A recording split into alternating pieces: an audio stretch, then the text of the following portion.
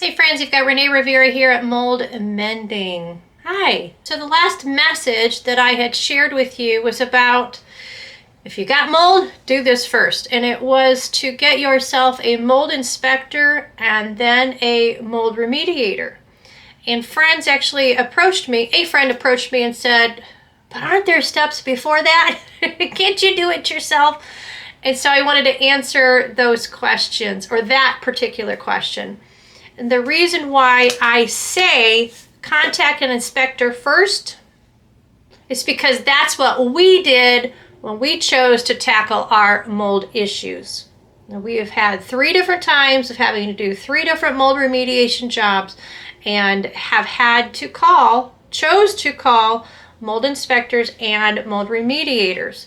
Now, did they do the job for us? No. And why? I'll explain that here as well. So I began researching when we discovered that we had mold in our home at the time.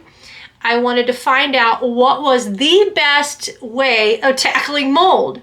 And there is a lot of garbage out there on the internet, a lot of garbage out there, and a lot of different resources. And unfortunately, they are not the best in tackling mold, especially for those of us with mold illness, but even for just the regular Joe, the regular person, the information is lots of the information. There are missing steps to making sure that the final result is mold-free and the final result is a medically sound way of removing the mold. And thus, because it was not a complete job, the mold was returning. Mold had been spread throughout buildings and homes. People were continuing to get sick. So it took some time to do some research and to finally find what was the best thing out there. And I needed it for me personally. So what I found was the IICRC. I mentioned that in another message of what that is and how you can find it. And the IICRC is a standard that professionals follow who want to do the proper mold remediation, who want to do proper crime scene cleanup, water damage resolution, all of that, like flooding, you name it. So IICRC, I'm saying it again, that standard is the best to follow for mold remediation. So please, if you don't hear anything else, that's what I want you to hear through every message that I give, besides how to be well and how to handle your home and how to work with your body and your health, is know that the IICRC is the best standard from beginning to end, resulting in a full mold remediation that's properly done, and the people in the home cannot get sick if it's done properly as a result from that remediation being done right. So at the IICRC website, you find a list of, depending on what your job is you're looking to do, there is a standard for it, like I just mentioned, and the standard for mold remediation is the S520. So I read the S520 beginning to end and researched it, pulled it apart, tried to figure out what the terms meant because there were a lot of new words to me. And then, of course, being a person with mold illness, it took a little bit longer to decipher things. So finally, read through it, pulled it apart, researched all the tools that were suggested from beginning to end, and then we decided we're going to do it ourselves. However, we first bought the equipment, we bought the supplies, we tested them.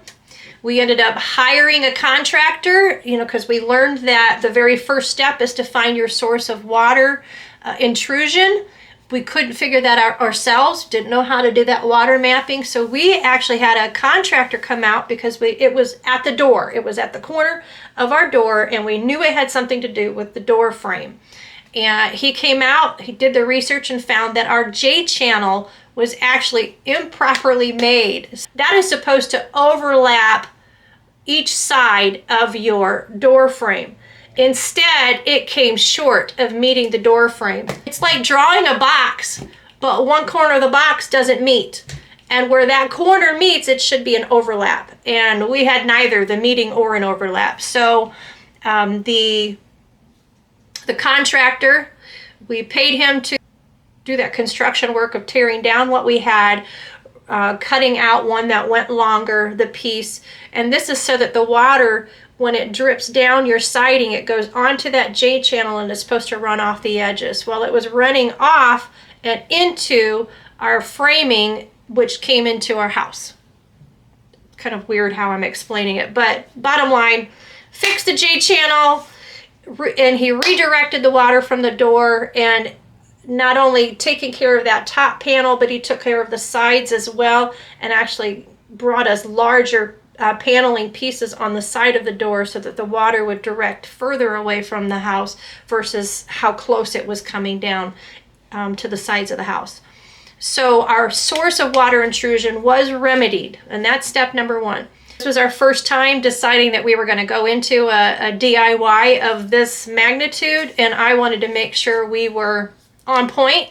So I called an inspector to come out. He was an inspector slash mold remediator. He came out, and we asked if we could proceed and if he'd take a look over what we were intending to do and take a look over our mold that we were planning to extract and get rid of and remediate properly. So he said that we actually did a great job with getting the contractor out to fix our source of water intrusion, fixing that J channel, which it was creating mold, and so now we no longer had water coming in. And then after I explained that we intended to do it ourselves, and then gave him my list of here's all the steps I'm going to follow and here's the procedures based on the IICRC, he was pretty impressed, and actually said, yeah, we could do this job ourselves as long as we adhere to that standard, the S520 of the IICRC, and to not go off at any point from that, stay within that perimeter. He also said that the size of the mold area at our door, we actually had it pull the water coming in at two corners of our door, and so we were removing mold in two spots. And he said because that area is smaller than what his team is usually used to, which is usually at larger walls and such, he said because we knew what we were doing, we're following the standard, he said we could do it ourselves. So we got the seal of approval from an inspector to go ahead. So we did the remediation ourselves, following that standard. When we were done, when my husband was done, I didn't go in and do it. I only did cleaning afterwards. And when it was completely done, I then started looking to see, did we get everything? Did my husband follow everything? It was a little tedious. I won't lie about that. Yeah, he did a great job. There was one area of concern underneath our, what do you call that? The threshold of the door. I was seeing darkness under it, like shadows. So I called in one that was available, a remediator, a mold remediator, come in and take a look at it. Because I thought, oh, stink. Are we going to have to do another mold remediation because we missed this area? We saw these, but we didn't see that underneath. And he came in, he took a look at it. He said he was actually impressed by the work we did following that IICRC S520 standard. And what I thought was going to be mold, he took his key, and I mentioned this in another video, or another message. He took his key, scraped it, and he says, look, Renee, it's just sawdust. This is from building material when they built your home a few years ago. That's all that is. That's not mold. I was like, yes! So I drilled him and questioned him. Both of them I questioned extensively just to make sure we were going to do it right with the first one, and then when the second one came in, just drilling, making sure we did do it right. And he says, well, I can treat the area if you want for $80. I've got this enzyme I can treat your area with. And he said, for peace of mind. And I said, well, what's peace of mind mean? He goes, your peace of mind. If you're worried, I can just spray this and you'll feel probably at peace. And I said, well, is it necessary? Did we do what we did right? And he goes, yes, you did. You don't need this. So he even pulled out his moisture meter and he tested the areas that we worked on and that area of the dust particles. And he said that the job was complete. The levels of moisture were good, healthy levels. And job was done, basically. Hallelujah. And actually, both the first and the second men who came out to do these consults, they did it for us for free. And that actually blew my mind, because when I called, I stalled calling for a while because I thought having an inspector or having a remediator come out meant I was going to have to shell out thousands of dollars and not even know what they were going to do. So that's why I decided, take it in my own hands and research this IICRC, standard. And then when I finally got the guts up, why don't I just make a phone call? Man, they were so helpful, and they are a wealth of information when it comes to mold remediation, mold removal. Even was able to call when I was doing shopping for a car and trying to go mold free, and getting their suggestions on, things to look for, things to avoid. But anyway, the word to you is, do not hesitate calling them to get advice, and just ask them, what would you charge for a consult? Just to come out and check out an area of concern. What would you charge for testing and individual testing if I only wanted to piecemeal it and do a certain test? And what do you charge for a full house mold inspection? And you would be surprised. What I thought was going to be thousands of dollars was actually a couple $100. When I say a couple hundred, I'm talking between $400 to $700, at least in my area. It could be different depending on, your rate of expenses where you live. But I honestly feared calling them, and I'm grateful that I finally did, had the guts to call.